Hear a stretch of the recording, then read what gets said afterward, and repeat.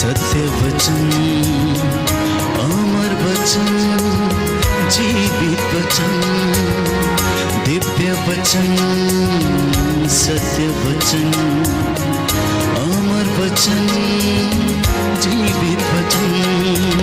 साई दा बामा बनी दा बामा बगैर जनी रे जनी रे जनी रे जनी रे सा। दिव्य वचन, सत्य वचन, अमर वचन, जीवित वचन, दिव्य वचन, दिव्य वचन।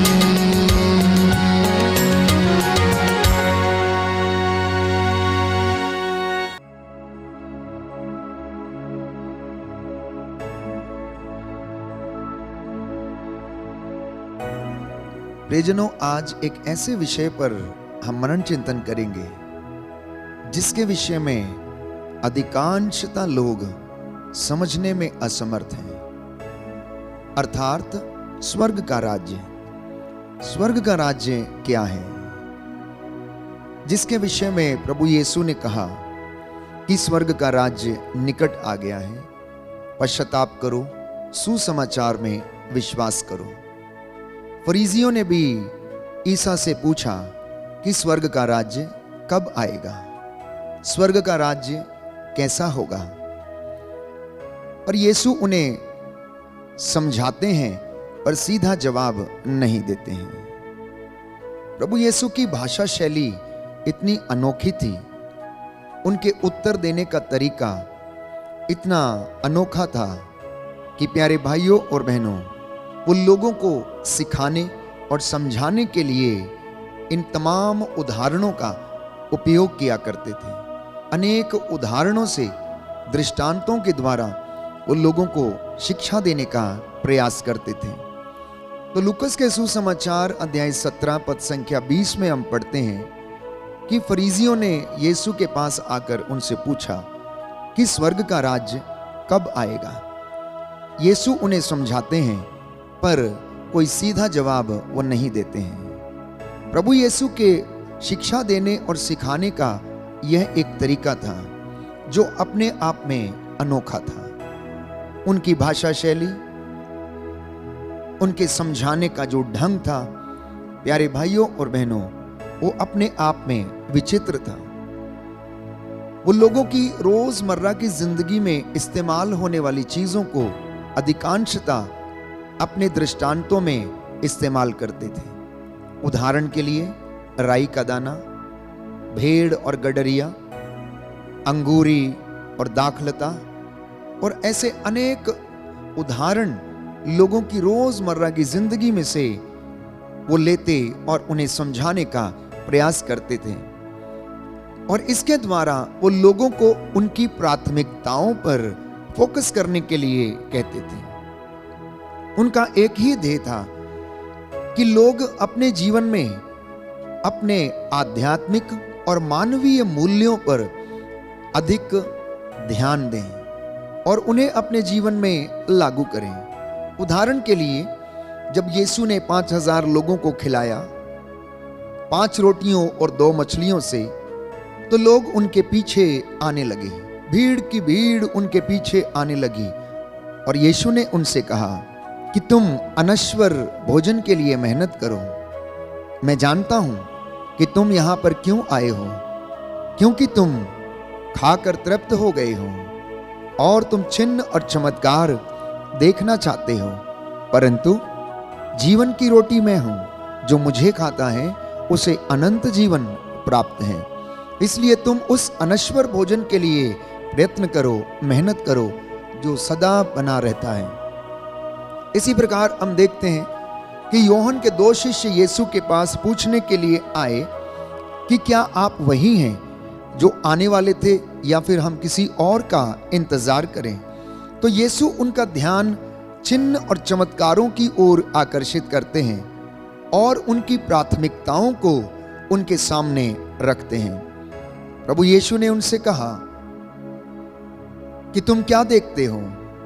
अंधे देखते हैं, लंगड़े चलते हैं, कोढ़ी शुद्ध किए जाते हैं, मुर्दे जलाए जाते हैं। जाओ और योहन को जाकर इन सारी बातों के विषय में बता दो, जो कुछ तुमने देखा है उसके विषय में उसे बताओ। एक तीसरा उदाहरण प्यारे भाइयों और बहनों हम देखते हैं कि याकूब और योहन प्रभु के दाएं और बाएं बैठना चाहते थे। जबेदी के पुत्रों की माता यीशु के पास आती हैं और उनसे आग्रह करती हैं कि मेरे इन दो बेटों को, एक को अपने दाएं और एक को अपने बाएं बैठने का अधिकार प्रदान कीजिए। और यीशु ने उनसे कहा, क्या तुम जानती हो कि तुम क्या मांग रही हो? जो प्याला मैं पीने वाला हूं, क्या तुम इन्हें पी सकते हो? उन्होंने कहा कि हम अवश्य पी सकते हैं। पर यीशु ने उन्हें जवाब दिया, तुम मेरा प्याला तो अवश्य पियोगे, परंतु मेरे दाएं और बाएं बैठने देने का अधिकार पिता ईश्वर के पास है। तो प्यारे भाइयों और बहनों, प्रभु यीशु याकूब और योहन को, जो दाएं और बाएं बैठना चाहते थे, उन्हें विनम्रता का पाठ पढ़ाते हैं। उन्हें सबका दास बनने के लिए आमंत्रित करते हैं। अपने जीवन में उदार बनकर सेवा करने के लिए आमंत्रित करते हैं। एक और उदाहरण बाइबल हमें देती है निकोदेमुस के विषय में, कि जब यीशु से वो फिर से मिला, तब वह अपने ही सवालों की कशमकश में था। उसे अपने ही सवालों के विषय में यह पता नहीं था कि वो क्या पूछ रहा है, क्या पाना चाहता है, क्या खोजना चाहता है। उसे समझ नहीं आया जब यीशु ने उससे कहा कि तुम्हें दोबारा जन्म लेना है। इन तमाम बातों को समझने के लिए, स्वर्ग राज्य में प्रवेश करने के लिए तुम्हें दोबारा जन्म लेना पड़ेगा।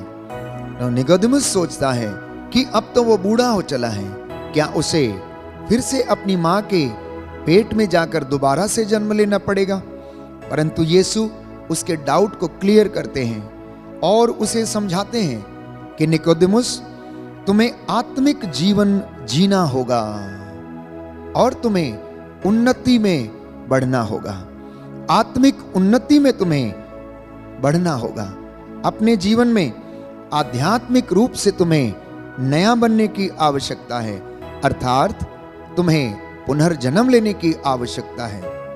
जब हम अपने पुराने जीवन को, अतीत को छोड़कर एक नया जीवन धारण करते हैं, तो हमारी आत्मिक उन्नति होनी शुरू होती है। जब हम परमेश्वर से जुड़ जाते हैं, तो वह हमें अपनी कृपा से भरने लगता है। तो प्रभु यीशु हमें प्रतिदिन चुनौती देता है, हमारे अपने सवालों एवं सिद्धांतों को समझने के लिए, कि हम उनमें दृढ़ता पूर्वक विश्वास कर सकें, जिससे कि हमारी प्राथमिकताएं ईश्वर के राज्य के अनुसार हों।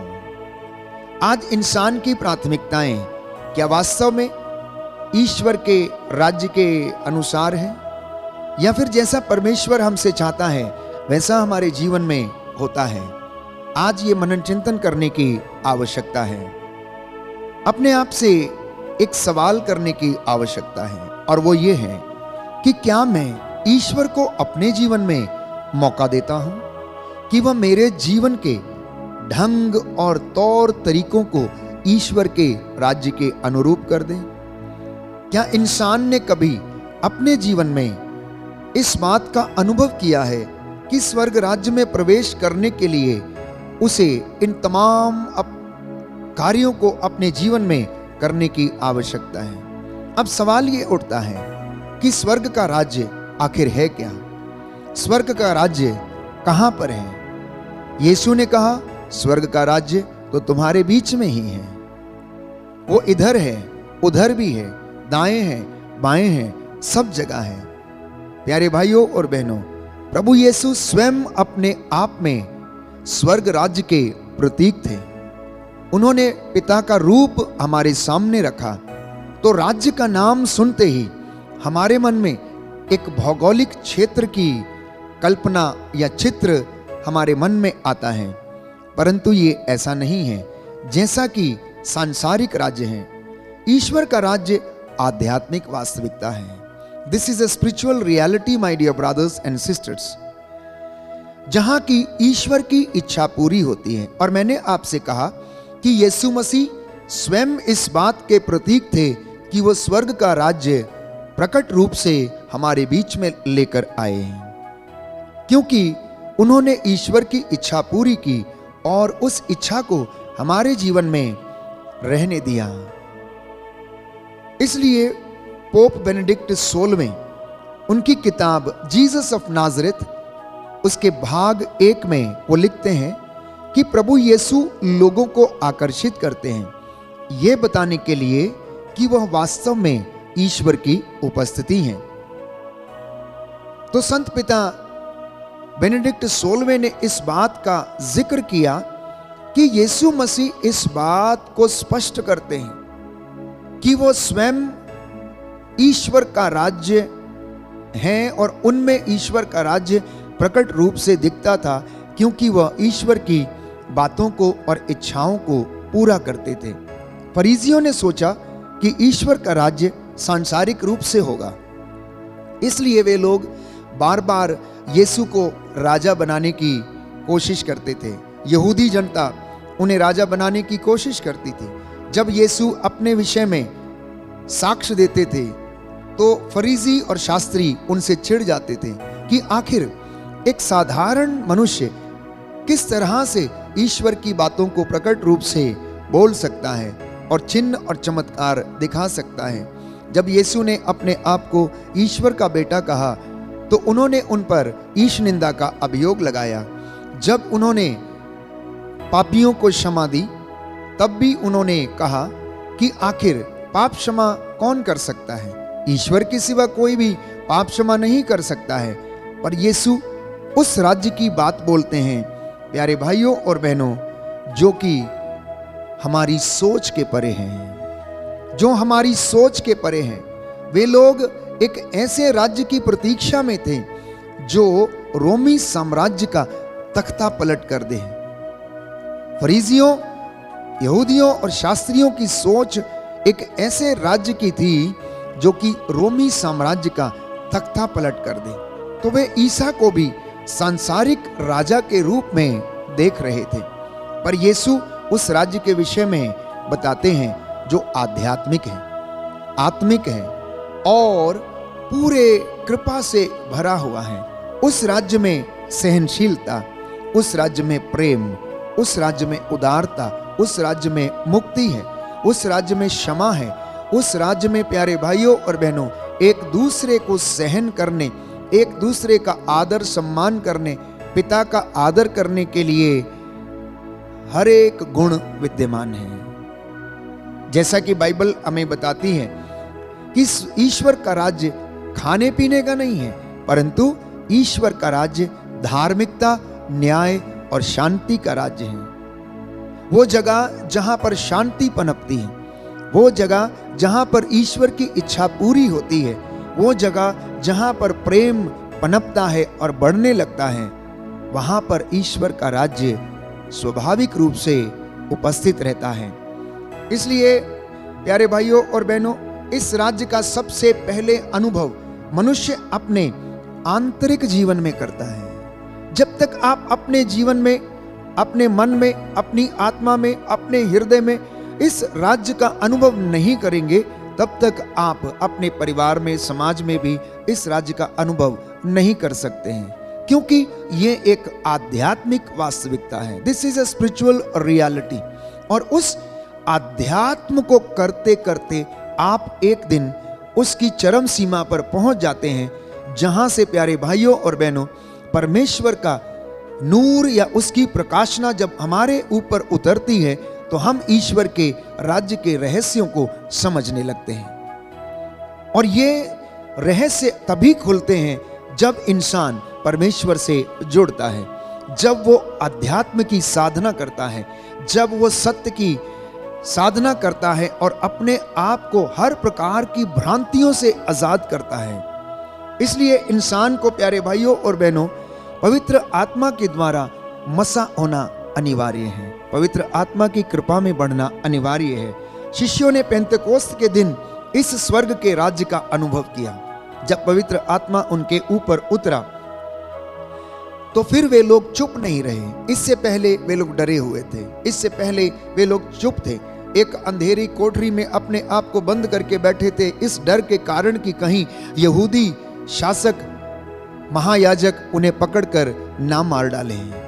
तब तक उन्होंने ईश्वर के राज्य का अनुभव नहीं किया, ईश्वर के प्रेम का, मुक्ति का, उद्धार का अनुभव नहीं किया।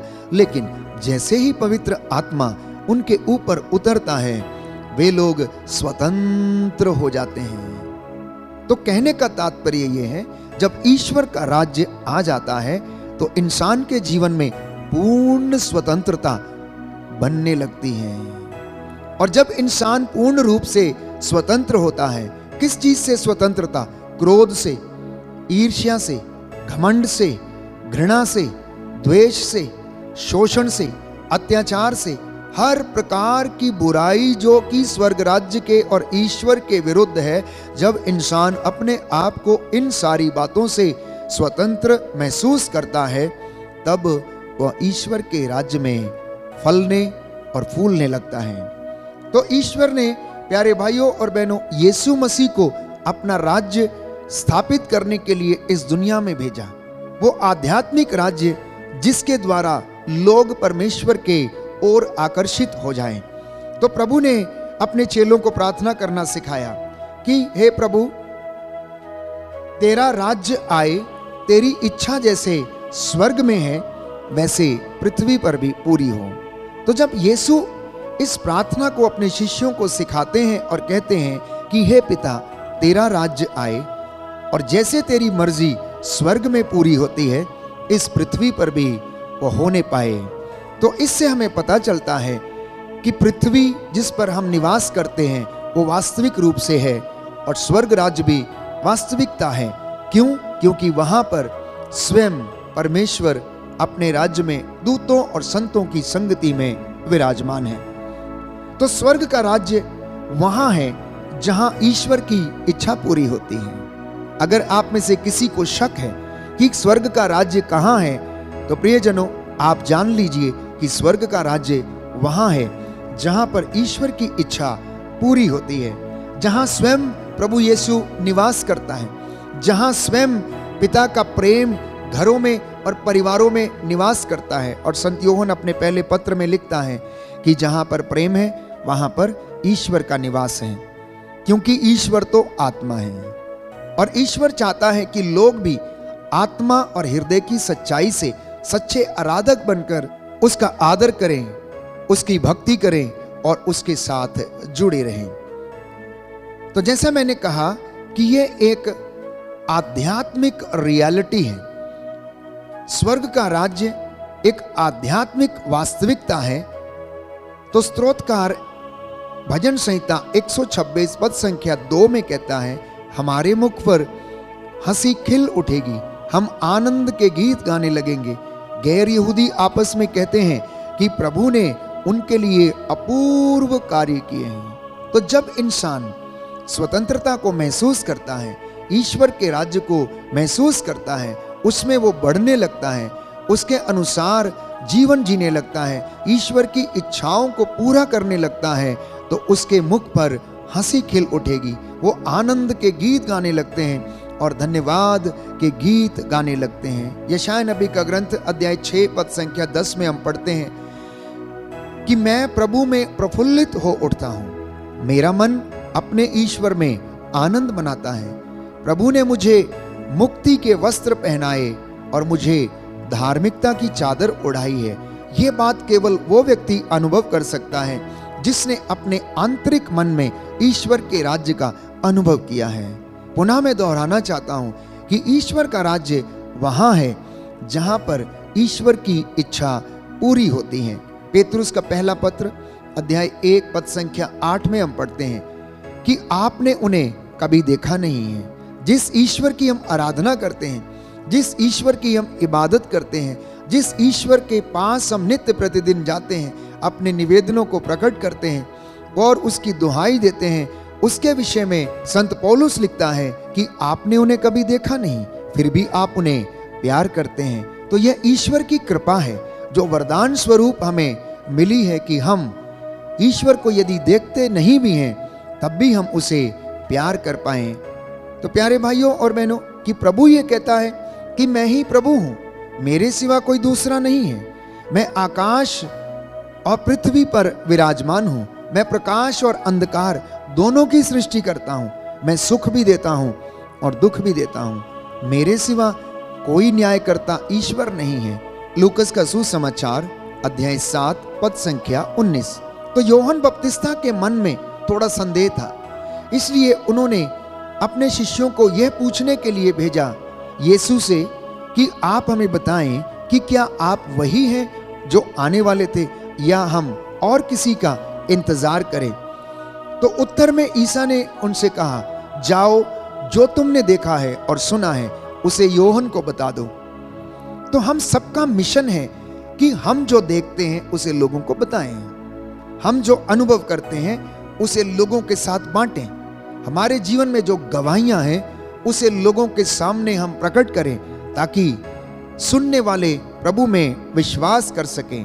बहुधा हम वचन सुनाने में असफल हैं। आज कलीसिया वचन सुनाने में असफल है।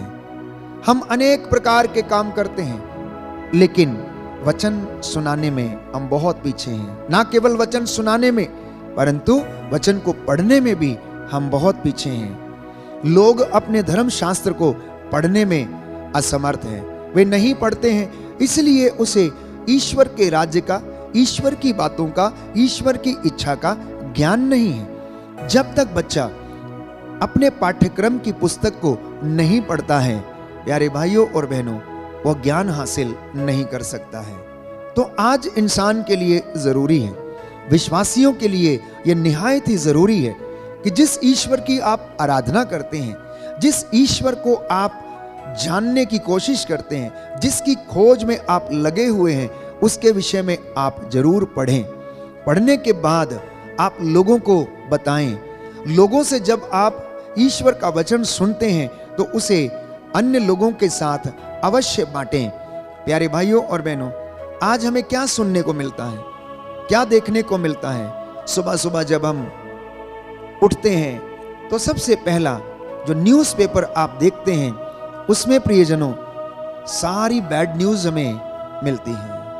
कहाँ पर चोरी हो गई, किसका कत्ल हो गया, किसकी बुराई हो गई, कहाँ पर एक्सीडेंट हो गया, और ऐसी तमाम बातें जो अखबार आप तक पहुंचाता है, अधिकांशतः वो नकारात्मक समाचार, नेगेटिव न्यूज़ जो है आपके सामने रखता है। बहुत कम मोटिवेशनल टॉक्स या बहुत कम उत्साहित करने वाले बहुत कम सब्जेक्ट्स जो हैं वो हमें अपने अखबारों में मिलते हैं। और सुबह उठकर इंसान सबसे पहले उन बातों को पढ़ता है। मैं ये नहीं कहता कि आप अखबार ना पढ़ें, परंतु मेरी आपसे गुजारिश है कि सबसे पहले उठकर आप विश्वास की साधना करें, अध्यात्म की साधना करें, अपने धर्म शास्त्र को पढ़ें, क्योंकि धर्म शास्त्र आपको जीवन में मुक्ति प्राप्त करने का रास्ता दिखाता है। ईश्वर कैसा है, कैसा दिखता है, वो क्या करता है, उसके विचार क्या हैं, उसकी इच्छा क्या है, इसका पता केवल और केवल धर्मशास्त्र हमें बताता है। प्यारे भाइयों और बहनों, इसलिए आज मेरे और आपके लिए ये जरूरी है कि हम परमेश्वर के शुभ समाचार को सबसे पहले प्रातः उठकर पढ़ने की, सुनने की और सुनाने की कोशिश करें, जिससे कि वो आपको मन को आनंदित करे, जिससे कि वो आपके मन को प्रोत्साहित करे, आपके बच्चों को उत्साहित करे और पूरा दिन आपका सकारात्मक ऊर्जा से भरा रहे। आप अखबार दिन के किसी भी समय में पढ़ सकते हैं। जरूरी नहीं है कि आपको बिस्तर से उठकर केवल अखबार पढ़ना है और नकारात्मक सोच से अपने आप को भरना है। ऐसी तमाम खबरें जो आपके भावनाओं को आहत करती हैं, प्यारे भाइयों और बहनों, उनसे बचने का पूरा पूरा प्रयास करें। तो यीशु के समय में भी बहुत से लोग, प्यारे भाइयों और बहनों, शुभ समाचार सुनाने में असफल रहे। यीशु के समय में भी बहुत सारे लोग शुभ संदेश सुनाने में असफल रहे। महायाजक और शास्त्री उनमें से एक थे। यहूदी अधिकारी वे लोगों को शुभ संदेश नहीं सुना पाए। शास्त्री और फरीसी उन लोगों ने लोगों को गुड न्यूज नहीं सुनाया। राजा हेरोद एवं पिलातुस जैसे लोग, यहां तक कि यीशु का शिष्य यूदस इस्करियोती भी शुभ संदेश सुनाने में असमर्थ रहा। ना इन्होंने सुना और ना ही इन्होंने दूसरों को सुनाया और ना ही इनके जीवन से कोई गवाही आई। प्यारे भाइयों और बहनों, तो देखना और सुनना ये वरदान परमेश्वर की ओर से आते हैं। देखना और सुनना और उसे अनुभव करना और उस अनुभव के अनुसार अपने जीवन को परिवर्तित करना, ये वरदान परमेश्वर की ओर से आते हैं। अब देखिए, बाइबल इसके विषय में हमें उदाहरण देती है कि जक्केउस ने जब तक यीशु को नहीं देखा उसे अनुभव नहीं हुआ। जब तक उसने यीशु की बातों को नहीं सुना उसके घर में मुक्ति नहीं आई। जब तक यीशु उसके घर में नहीं गए तब तक वो अंधकार में ही जीवन जीता रहा। संत पौलुस जो साउल कहलाता था, उसके विषय में हम पढ़ते हैं कि वो अत्याचार करता था, मसीहों को सताता था, लेकिन जब उसने ईश्वर के राज्य को अनुभव कर लिया तो वो चुप नहीं बैठा और उसने मेरे और आपके पढ़ने के लिए 14 पत्र लिख डाले। रोमियों को, गलातियों को, कुरिन्थियों को, कलोसियों को, फिलिपियों को। प्यारे भाइयों और बहनों, और आज उन वचनों को हम पढ़ते हैं। लगातार वो वचन हमारे जीवन में हमें प्रोत्साहन प्रदान करते हैं। तो इसलिए स्वर्ग राज्य जो एक वास्तविकता है, इसे आप अनुभव करें। इसका अनुभव आप अपने जीवन में रोजाना पवित्र शास्त्र को, प्रभु के वचनों को पढ़कर कर सकते हैं। इसलिए मैं पुनः एक बार आपसे गुजारिश करना चाहूंगा कि ईश्वर जितना बड़ा है आप उसको उतना बड़ा देखने की कोशिश करें। वो जितने बड़े काम कर सकता है उतने बड़े कामों पर आप विश्वास करें। उसके चिन्ह, चमत्कारों और अपूर्व कार्यों पर आप विश्वास करें। और आपने जो देखा है, आपने जो सुना है, उसे आप लोगों के साथ बांटें। प्रभु आपको आशीष प्रदान करेगा और आप आध्यात्मिक एवं आत्मिक उन्नति में बढ़ते जाएंगे। याद रखिए कि विश्वासियों का एकमात्र लक्ष्य यह होना चाहिए कि आप आत्मिक एवं आध्यात्मिक उन्नति कैसे करें। आपका लक्ष्य केवल और केवल आत्मिक उन्नति एवं आध्यात्मिक उन्नति होना चाहिए। बाकी की चीजें प्रभु ये कहता है कि तुम्हें यूं ही मिल जाएंगी। तुम सबसे पहले ईश्वर के राज्य और उसकी धार्मिकता की खोज करो और बाकी की चीजें प्रभु कहता है मैं तुम्हें यूं ही प्रदान कर दूंगा। तो विश्वासियों का प्रथम लक्ष्य ईश्वर के राज्य को जानना, ईश्वर के राज्य को अनुभव करना, ईश्वर के राज्य को पहचानना। प्रभु हमें आशीष दे। आज के वचन आपके जीवन में 100 गुना फल लाए। आमीन।